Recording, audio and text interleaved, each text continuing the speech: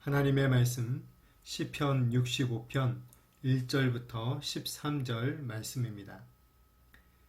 하나님이여 찬송이 시온에서 주를 기다리오며 사람이 서원을 주께 이행하리이다. 기도를 들으시는 주여 모든 육체가 주께 나아오리이다. 죄악이 나를 이겼사오니 우리의 허물을 주께서 사하시리이다.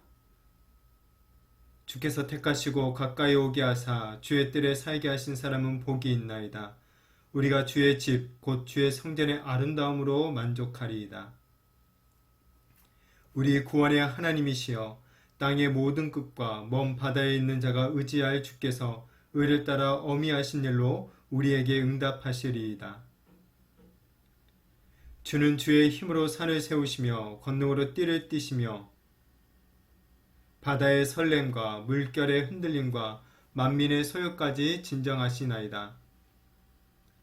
땅끝에 사는 자가 주의 징조를 두려워하나이다.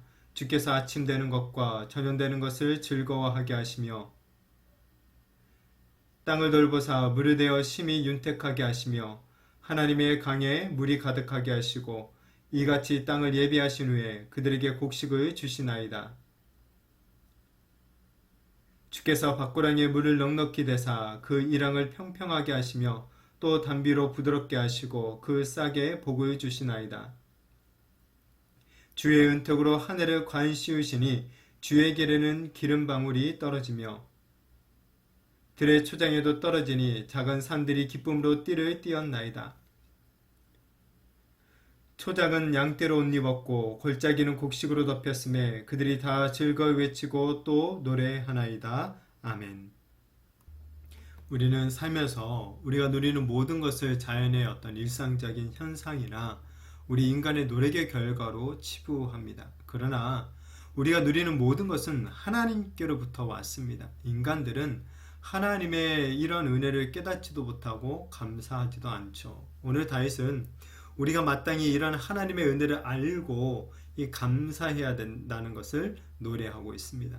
1절에 하나님이여 찬송이 시온에서 주를 기다리오며 사람이 서원을 주께 이행하리이다 라고 노래합니다.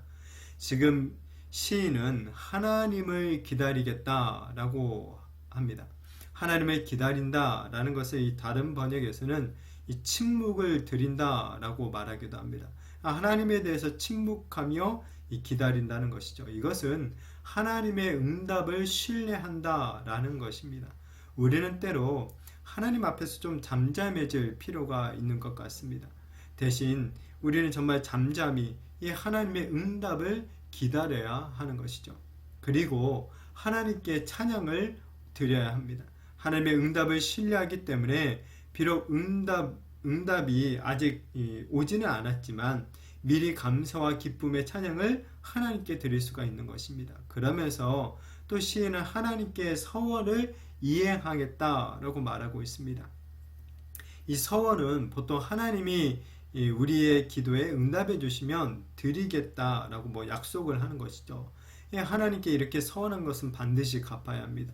하나님께 간절한 기도를 드리면서 우리는 자연스럽게 이런 서원들을 하게 됩니다. 예를 들어서 하나님 만약에 자녀를 주신다면 이 자녀를 주의 종으로 드리겠다. 아니면 병에서 나를 낫게 해주시면 내가 열심히 교회 봉사를 하겠다. 이런 등등의 서원들을 하게 되죠. 지금 시인도 어떤 구체적인 서원의 그 내용은 나오지는 않지만 하나님께서 자신의 기도를 들어주실 것을 믿고 하나님께 한 약속, 자신의 서원을 반드시 지키겠다라고 다짐을 하고 있는 것입니다. 하나님은 우리의 이런 간절한 기도를 들어주시는 분이십니다. 2절에 기도를 들으시는 주여 모든 육체가 주께 나아오리다 라고 말합니다. 하나님은 우리가 환난 가운데 드리는 기도를 반드시 응답해 주십니다. 그렇게 이 모든 육체가 하나님께 기도하러 나오게 된다고 합니다. 하나님을 신뢰하며 나아가는 자들에게 하나님은 놀라운 응답을 허락해 주시는 것이죠.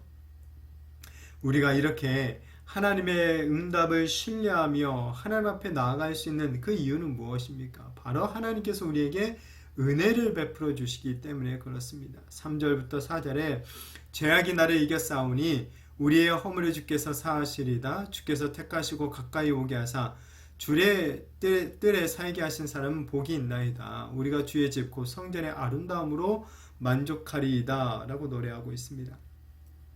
사실 우리는 하나님께 기도할 수 없는 자들이었습니다. 하나님의 응답을 기대할 수조차도 없는 그런 죄인에 불과했습니다.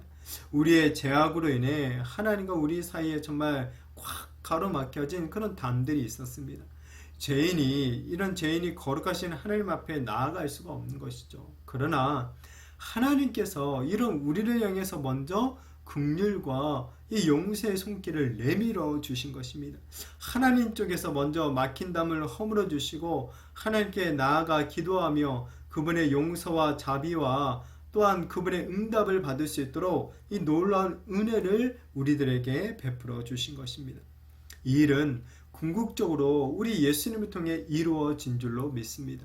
예수님이 십자가에 달려 죽으실 때 이 성전의 휘장이 위에서부터 아래로 찢어지게 되었습니다. 그리고 이제 예수님을 통하여서 누구든지 이 자유롭게 또 담대함으로 하나님의 은혜의 보좌 앞으로 나아갈 수 있는 길이 열리게 된 것이죠.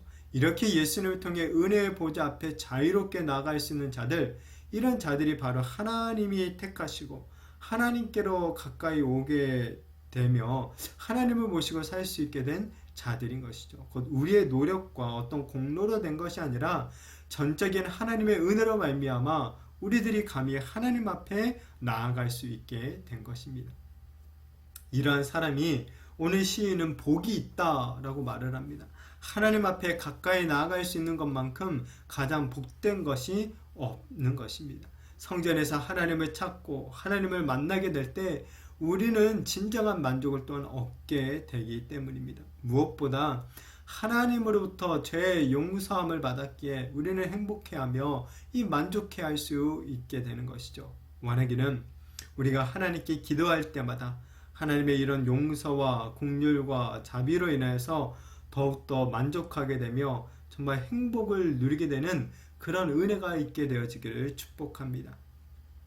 구원의 하나님께서는 우리의 기도를 들으시고 이 놀라운 일들로 응답을 주십니다. 5절에 우리 구원의 하나님이시여 땅의 모든 끝과 먼 바다에 있는 자가 의지할 주께서 을을 따라 어미하신 일로 우리에게 응답하시리이다 라고 노래합니다. 하나님께서 우리에게 주시는 이 놀라운 응답은 무엇보다도 하나님의 의입니다. 하나님은 자신의 의를 따라 어미하신 일들을 행하신다고 합니다. 하나님이 행하시는 이 어미한 일, 이 두려운 일은 바로 창조를 가리키고 있습니다. 하나님께서는 권능으로 온 세상을 창조하셨을 뿐만 아니라 지금도 여전히 자신이 창조한 이 온 세상을 의로 통치하고 계시는 것입니다. 이런 하나님의 권능의 창조와 의로우신 통치를 믿고 보는 자들은 하나님을 또한 두려워하게 되는 것이죠. 그리고 아침부터 저녁까지 이어지는 이 하루의 질서를 바라보면서 하나님께 기쁨의 찬양을 또한 부르게 되는 것입니다. 이 8절 말씀에 땅끝에 사는 자가 주의 징조를 두려워하나이다. 주께서 아침 되는 것과 저녁 되는 것을 즐거워하게 하시며 라고 노래하고 있죠. 아침에 해가 뜨고 저녁에 해가 지는 것을 우리는 너무 당연하게 여기면서 살아갑니다. 그리고 내가 아침부터 저녁이라는 이 하루를 누리는 것 또한 지극히 당연한 것이다 라고 여기면서 살아가죠. 그러나 사실 이것은 당연한 것이 아닙니다. 모든 것이 하나님의 창조와 이 통치의 섭리 가운데 이루어지고 있는 것들이기 때문에 그렇습니다. 하나님의 측량할 수 없는 이 놀라운 섭리 안에서 하나님의 은혜로 말미암아 우리가 하루하루를 이렇게 살아가게 되는 것입니다. 이 은혜를 아는 자들은 하나님을 즐거워하게 되는 것이죠. 하나님께 기쁨의 찬양을 올려드리게 되는 것입니다. 이어서 9절부터 10절에 땅을 돌보사 물을 대어 심히 윤택하게 하시며 하나님의 강에 물이 가득하게 하시고 이같이 땅을 예비하신 후에 그들에게 곡식을 주시나이다. 주께서 밭고랑에 물을 넉넉히 대사 그 이랑을 평평하게 하시며 또 단비로 부드럽게 하시고 그 싹에 복을 주시나이다 라고 노래합니다. 이 농사를 비유하고 있죠. 이 농사의 관건은 햇빛과 비입니다.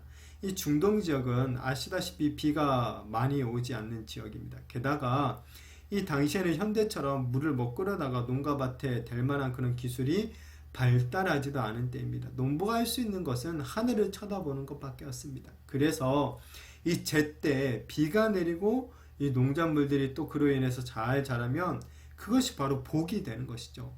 이 복을 받기 위해서 수많은 이방인들이, 수많은 사람들이 우상을 섬기지 않았습니까? 심지어 이스라엘 백성들까지도 이방인들을 따라 우상을 섬겼던 모습을 보게 됩니다.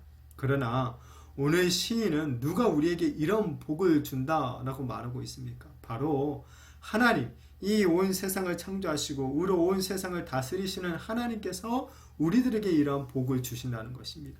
하나님이 햇빛과 비를 내려주시는 것이죠. 하나님이 우리의 삶을 이렇게 돌봐주시지 않는다면 우리는 결코 복을 누릴 수가 없는 것입니다. 아무리 하나님 외에 다른 것들에 가서 복을 달라고 빌어봐야 소용이 없는 것이죠. 복을 주시는 하나님을 온전히 믿고 기도해야 하는 것입니다. 하나님이 응답에 이 복을 주시면 우리는 이 풍년을 또한 경험하게 됩니다. 11절부터 13절에 주의 은택으로 하늘을 관시우시니 주의 길에는 기름방울이 떨어지며 들의 초장에도 떨어지니 작은 산들이 기쁨으로 띠를 띄었나이다. 초장은 양떼로 옷 입었고 골짜기는 곡식을 덮었음에 그들이 다 즐거이 외치고 또 노래하나이다 라고 노래합니다. 하나님의 은택으로 말미암아 이 한 해의 삶이 풍요롭습니다. 땅이 비옥하며 초목이 무성하고 이 양떼들이 늘어가며 곡식들이 풍성합니다. 그래서 이런 하나님의 은택을 입은 사람들이 하나님을 향해 즐거이 노래하고 있는 것이죠. 원하기는 우리의 1년이, 우리의 한 해가 이런 하나님의 은택으로 말미암아 이 관이 씌워지게 되어지기를 축복합니다. 이 벌써 2021년도에 이 8개월이 다 지나가고 있습니다. 무더운 여름이 끝나가고 이제 추수의 계절을 앞두고 있습니다.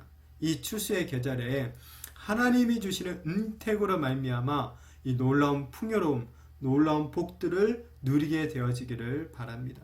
정말 우리가 하나님께 간절히 기도했던 그 기도의 제목들이 응답되어지는 그런 놀라운 복들을 누리게 되어지기를 축복합니다. 그 놀라운 응답을 받을 때까지 하나님을 간절히 기다리시기를 바랍니다. 주의 은택을 받을 때까지 하나님을 바라보며 하나님을 신뢰하시기를 바랍니다. 그래야 해서 하나님께서 우리의 삶에 부어주시는 그 은택들로 말미암아 이 놀라운 응답과 복을 얻으며 기쁨으로 하나님을 찬양해야 되는, 또한 그 하나님께 우리가 서원한 모든 것들을 또한 기쁨으로 갚아드리게 되는 그런 은혜가 올해 안에 반드시 있게 되어지기를 예수님의 이름으로 축복합니다.